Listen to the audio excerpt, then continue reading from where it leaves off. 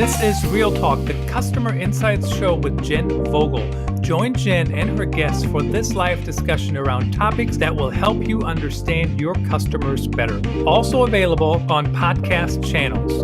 This live stream is presented to you by Vox Pop Me, the leader in video research. Here's today's live conversation. Hello, insights professionals, marketers, and everyone who wants to understand their customers better. Thank you for joining me for another episode of Real Talk, the Customer Insight Show.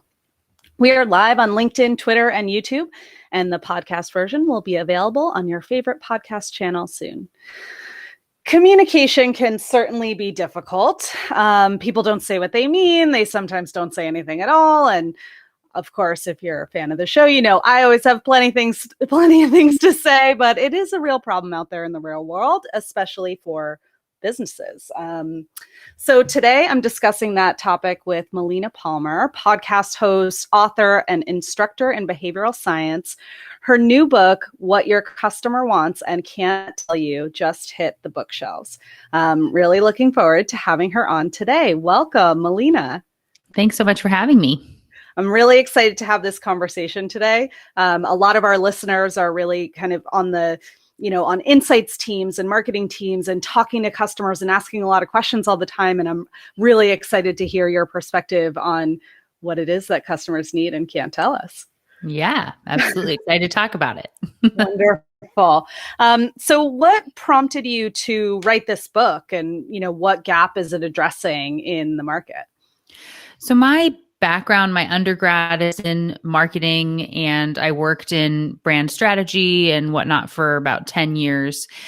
And when I did my undergrad, I had this one section of one book, just a little tidbit that was about this buying psychology that I thought was so fascinating. And I spent 10 years looking for, a program that I could get some education in the space, and nothing really existed.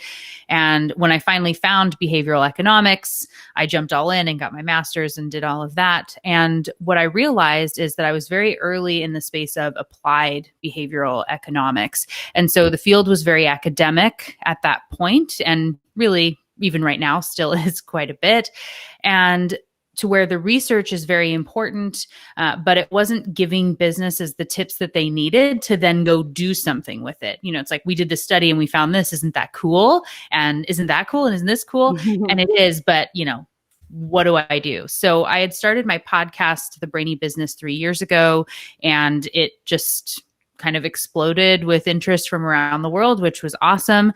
And, still helping people to understand in business how you can actually use behavioral economics, and then wanting to take it one step further in that book format where you can just kind of keep going. And it has little apply it sections at the end of every chapter, just to really, really be able to use the information is what's most important to me. That's wonderful. I love an apply it section at the end of a chapter in a business book. I need to have the very specific step-by-step of actually what to do with it for it to be valuable. So that's awesome. And could you, you talk about behavioral economics, just for our audience, can you define that in your own words? What is behavioral economics? Yes, especially, I know, because like I said, my background being in marketing, when I heard that was the name of it, the field, I went, really? Is that what I actually want to study? So it suffers from its own branding problem, I guess. But behavioral economics is essentially, if psychology and traditional economics had a baby, we would have behavioral economics, and neuroscience is mixed in there as well. It's really that psychology behind buying decisions, why people will do things, and understanding those rules. And then, like I said, what I do is help people in business to understand the rules the brain uses to make a decision, and then use those in the way that they communicate so that it's an easier process for everybody. Yeah, we might need to get a bunch of marketers together to give it a little rebrand. Yeah, it's not great. We talk about it in the field often. I bet. It's interesting because a lot of the insights professionals and market researchers that I speak to in the industry, there are some who studied research or studied marketing in college, but there's a lot of people who were psychology majors who go into the insights field. So there is a very close correlation between understanding how people think and what motivates them and what kind of gets them to behave in certain ways, and how businesses can use that to make sure they're meeting them where they are. Absolutely. I got my master's in behavioral economics from a psychology, and so like I'm all in on that psychology piece and understanding the brain. That it's fascinating to me. So, but why is it that people have such a hard time really communicating properly? So the issue is when we look at how the brain actually works. So when we think about our brains, if you were to just stop and say, what does my brain do? Anything that you can think about that came to mind is your cognitive conscious processing space. And we like to think that that's where we do most everything. We know there's a subconscious, but don't really want to think about it too much. In reality, the subconscious is doing percent of the processing for every single person all the time. Wow. And so if we put that into perspective and say, okay, then like 1% is this logical brain doing something. And when you sit down to create your pricing, your brand strategy, your marketing communication, you and your team are using this conscious part of what you logically think people should do, which we like to say is a 4-letter word here at the Brainy Business. And the thing is that people buy and make decisions using that subconscious part, and the two don't speak the same language or communicate well to one another. So even if you do, most of your listeners, I'm sure, have done some version of a survey or a focus group at some point, and you say, hey, if we put baking soda in our toothpaste, would you buy it? They say, yeah, baking soda sounds great. I would definitely buy that. And then they don't, or whatever it is. They're not intentionally lying to you. They just don't know what's motivating the behavior because it's something that the subconscious is doing and not able to really let the conscious brain know. So just really, it's like a gatekeeper receptionist process to where that subconscious is constantly filtering the world around to say, I know how to do that. I have a rule for this. I know what to do about that. And every so often we'll have to flag the conscious and say, oh, hey, I don't know what to do about this. You're up. So you have to get through the receptionist to get to that busy executive. And if you understand the rules that receptionist uses to get things moving down the line, it's a much easier conversation. Okay, this is very big. This is very big conversation right now. This is so interesting. So I'm connecting it with, I read a book recently that was on a totally unrelated topic, but it was talking about like relating that subconscious brain to the, this is the same part of your brain that, regulates your body temperature and like all the things you don't have to think about doing. Like, I don't choose to breathe. I don't choose to, grow my fingernails. Like those are things that just my body just does, my brain just does. And so the thought that like my decisions on a day-to-day basis are also being made by that part of my brain, it's even hard for me to like wrap my head around. Like, I think I make conscious and logical decisions about everything that I do. And so when, like you were saying, oh my gosh, there's so much rattling through my head right now. Sorry, I'm all over the place. This is very exciting. That people aren't consciously lying when they're talking about what they will do or what they did do, because you really do believe that you're making those decisions consciously. So I guess I'm wondering, like, how do you kind of bridge that gap between, like, we don't even know as consumers or as people participating in research that we're maybe not saying what's actually true? Yeah. So this is why the field came about at all. In that traditional economics was assuming logical people making rational choices in everything they do. And you create a bunch of behavioral models that don't accurately predict behavior because we're not making those logical choices all the time. To give a little example to show how you can you're experiencing this all the time. And so to show how this kind of works is the example of driving a car. So when you first learned to drive a car, it was really tedious and slow and difficult. And if you've ever tried to like hit the brake with your left foot or something, if you don't drive, stick shifts and that sort of thing, but like using the other foot, and it's really like, whoa, what happened? But when you first learned to drive a car, it was a difficult process. And the last time you drove your car, it was probably really easy and you didn't have to think about anything at all. And that's because it's moved into that subconscious processing space. It doesn't need to clog up your conscious processing because your brain knows to check the mirrors and how to press the gas. And this one's on the right and that's on the left. And this is what I'm doing. And you don't even have to think about it until maybe you're driving over a mountain pass in the pouring rain between a semi-truck and a guardrail. And you can kind of feel everything slow down and focus in on what you're doing in that moment. That's really like the subconscious handing it over to the conscious and saying like, well, like this is the most important thing we should do right now and nothing else matters. Just keep us safe. So also when you go through the grocery store, whatever it is, those rules are still happening and don't necessarily have to think about where you step and where your eye, what catches your attention. So what behavior economics has done is it has been looking at trying to find the common threads, the rules that the subconscious is using to be able to more accurately predict behavior. And so in my book, I picked 16 of these concepts that are most relevant and important business using and break them down, say, this is what happens, this matters. Here's a little bit of how you can use this concept. And then we'll also go in part 3, which is looking at combine some of them for more expansive processing and things along those lines. Interesting. So what you said about driving is so true. Like I realized that I tried to teach a 16-year-old how to drive recently, and you realize how much you don't actually know how to drive because you just do it. Like, yep. Which pedal do I press? I'm like, I'm not actually sure. Like, right. But so I guess what are the different things that would trigger that handover from the subconscious to the conscious mind? Like you mentioned, like safety, right? Like you're driving, and it's like.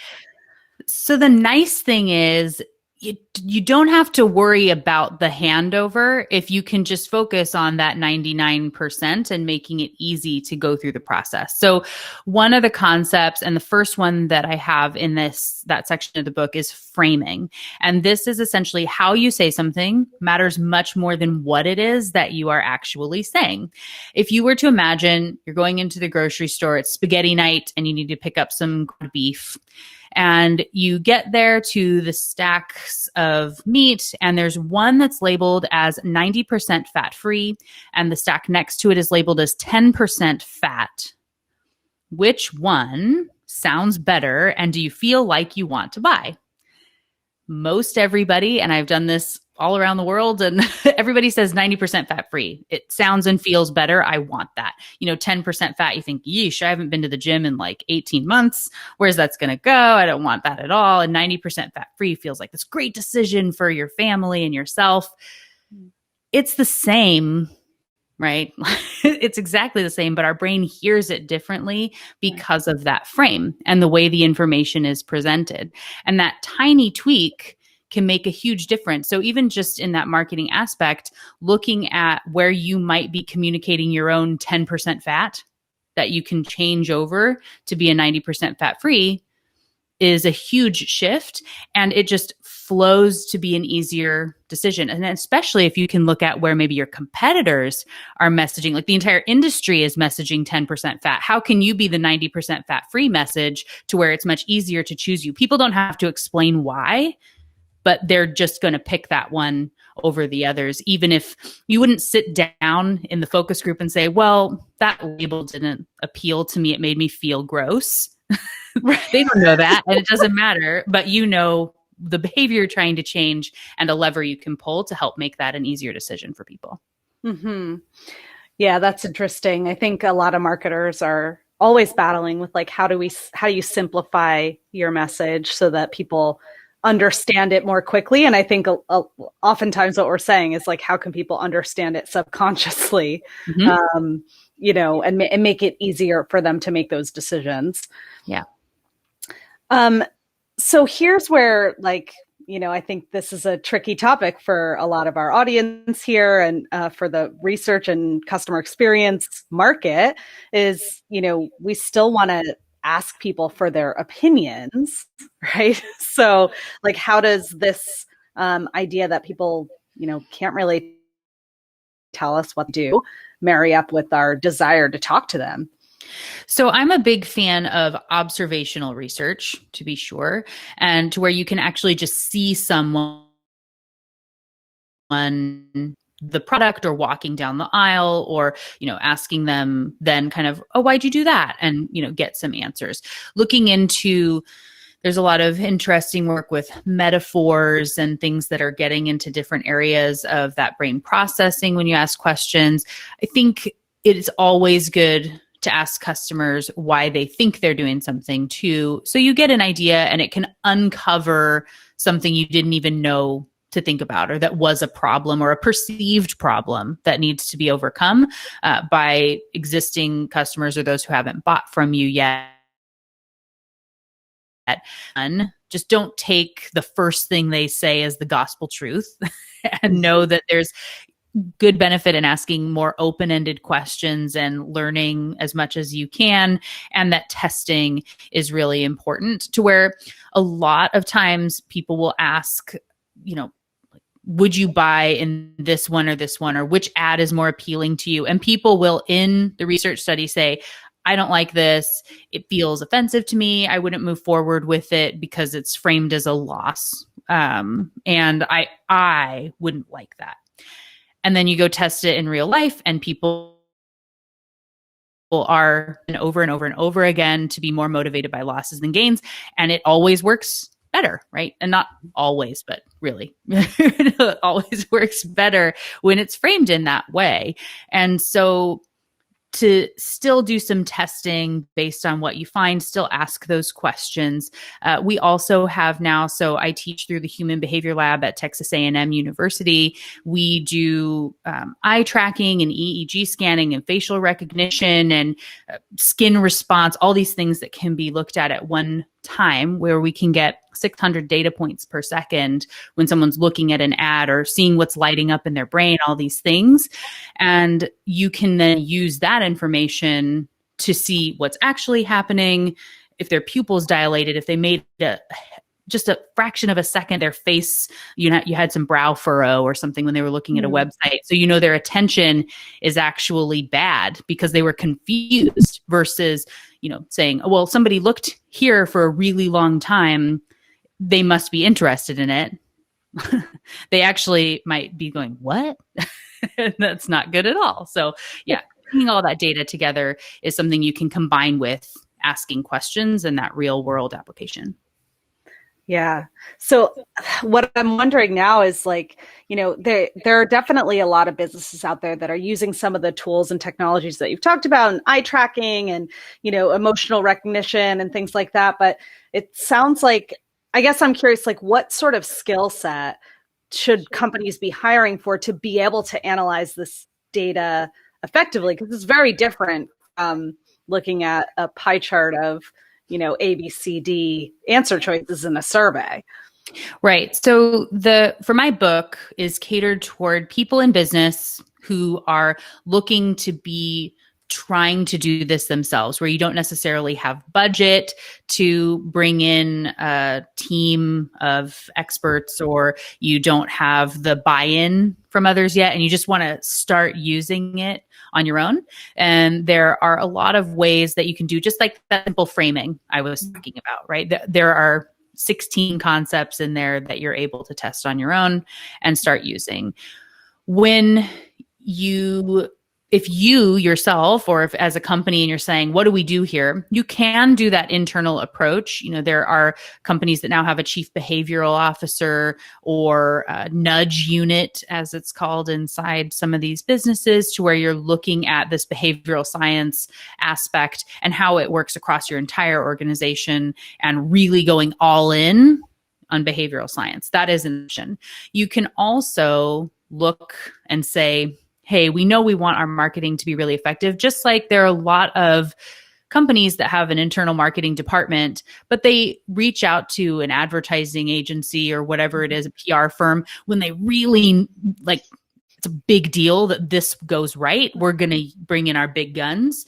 There are behavioral science, behavioral economist teams that can help to make sure that all this is being brought in. Like I do that. There are tons around the world and more coming up all the time. And so I think that model is one that's going to work for a lot of businesses. And then as you start doing those experiments with experts in the field, you can determine, is this something we should be bringing in-house, or do we just use experts when we need them and get their advice on what we're going to do in our A/B testing the rest of the time? Mm-hmm. Yeah, that's so interesting. I'm relating a lot to like some of the things that you're talking about, because we do a lot of our own message testing, and we put things out, and we do research on different campaigns and messaging and all types of things. And once you put it out into the market, it performs very differently from how it tests, whether it outperforms or underperforms. It's not necessarily an indicator of how things are going to work. So I love that the kind of framework and the concepts that you've put out in this book are very simple, that just anyone can adopt and like understand. And then there are experts like you and others that can really help with companies who want to do this. Like you said, bring in the big guns. Yeah, definitely. And I like to help. Small business is very important to me. In addition to, I work with big global corporate clients, but I also think entrepreneurs need help. And if someone is not specifically making sure that they know these things, they're going to fall behind. And I think that would be a real disservice to everybody. So being able to give this information in a way that people can use, even if you're an entrepreneur and it's just you and you want to test with, I give it a story in the book of one of my clients who owned a piercing and jewelry shop, and how she put in some of our tips on pricing to the way that she was presenting information when people called to ask, how much does it cost to get ears pierced, and using tips like anchoring and relativity and framing these concepts. She had her average ticket size double, more than double, just by changing the way she had that initial conversation with people and how she talked about her offering, which is exactly the same as what it was before. But that little shift can be hugely impactful. I love how simple you make it sound. I mean, if it was truly that easy, everyone would do it, right? So yeah, I give you a lot of credit for what you're doing. But yeah, it does sound like it can be very, maybe not easy, but simple. Yeah.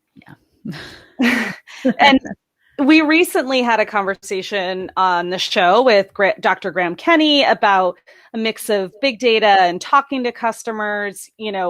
I guess, how does behavioral economics kind of play with the quantitative data, the customer conversations, and, understanding behavior as well? Yeah, it's definitely, so 2020 was a year where I think every single conference was looking at this question of big data and behavioral science and how they go together. And then everything got put on hold. So I think that is a place that is very much this like next frontier space of what a lot of people are looking at in the field. The way I've been talking and thinking about this from a marketing perspective is really, if you look at the qualitative, quantitative side of a conversation. So your qualitative research, and there, of course, are a lot of quantitative things we can do in the behavioral sciences, but if you think about like the new qual is behavioral economics, behavioral science, asking these sorts of questions of behavior and what you're trying to influence and why someone might be doing that, and thinking about the brain in that psychological way. And then the quantitative being then looking at the data to see if it did what you expected, and looking at data maybe and saying, this is weird. Why did that happen? And let's ask some qualitative research questions. You can be tying those in and think about it in that way as how they work together, and they both enhance the other. And really, but if you see the data, just even giving that example I was saying about the intentional or the focus of attention on a website or something. And so if you say, well, everyone's looking at this for a really long time, your data might show you that. Or you like to say on the website, this page is the best page because people are spending 25 minutes on it and they only spend 3 minutes on all of our other pages. Yeah. I was like, why are people spending such a long time on this page? Is it actually helpful or is it confusing? And how could you make it better? What might be happening? What lever do we want to pull? And you can really balance those out. They work very well together to keep that process going and uncovering the real behaviors at play that you then want to use the proper concepts and then can test and see how it worked on the data side. I love that. I love that there's this sort of maybe sequential way in which these different methodologies can work together. It's like, using the qualitative to identify, do I want to ask in a quantitative way? And then identifying those areas you don't understand. We see that a lot with our customers where, they use qual because they're seeing patterns in the data. They're seeing patterns in in order to understand root cause or what's driving that data to show up, there needs to be a conversation with the customer or, digging deeper into why. And I think that's really powerful when it's used together. I think we also see a lot of these methodologies sort of merge together where it's, let's do it all in one study in one project. And that tends to be, maybe less effective than that sort of sequential, like iterations, right? Like different understanding with each step. Yes. Please don't just do it all in one. It's the same on the mind. I think there are so many that experience to where someone else says like, well, we're doing the survey anyway. Let's just ask these 25 other questions. We're sending the direct mailer. We might as well put all this other stuff on there. And you would fight against that. And now you have a reason to know why. It just doesn't work very well with the brain. But same thing when you're doing a test, just having a single thing you're trying to figure out in this instance is so important. And I like to talk about that in, with marketing pieces and, first steps and things you should be doing is if you look at this one thing and say, if people can only do one thing from this piece, this Facebook ad, let's say, if I can only get people to do one thing, what is it that I want them to do? And to say buy probably isn't the action people are going to take on Facebook sometimes, but not necessarily. So maybe it's about engagement. Is it about a like? Is it about them following you? Is it about a comment? Do you want them to go to your website? If you only get one, what's the most important one? And how can you put every single egg in that basket and really dial in to make it very clear what you're asking them to do and what the next step is so they don't get distracted because, you're competing with all the other things on Facebook or Instagram or Netflix or other stuff going on in their life all the time. Yeah. And that entertainment space is not getting any less saturated. No.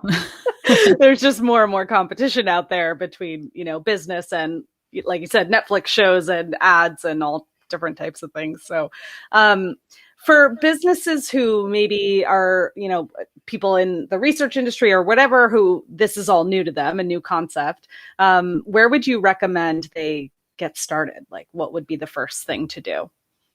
It feels like I was going to say, feels like the easy response is to say, you should get my book. Yes. So there is that. I also have my podcast, The Brainy Business, which has well over 150 episodes now and digs in on, I have episodes about the top 5 wording mistakes businesses make. And then it's going into a bunch of the behavioral concepts at play.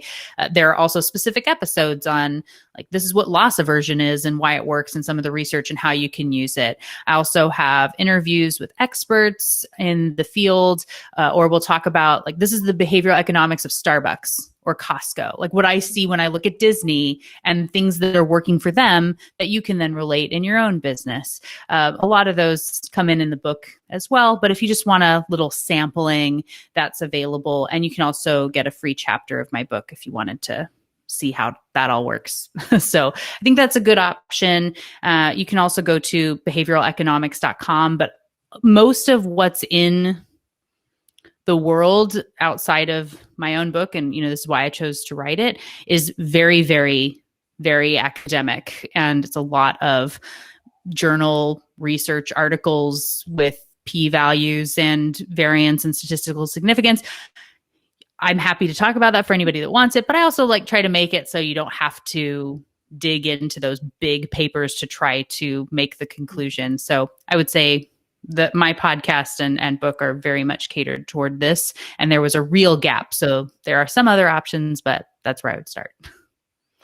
Amazing. Well, I was lucky enough to get a little advanced copy of Melina's book. So I will highly recommend it to everyone out there. And just thank you so much for joining us today. And I think this was such an interesting topic for me. And there probably are some listeners out there who will dive into some of those academic papers and be really into it. So go for it. And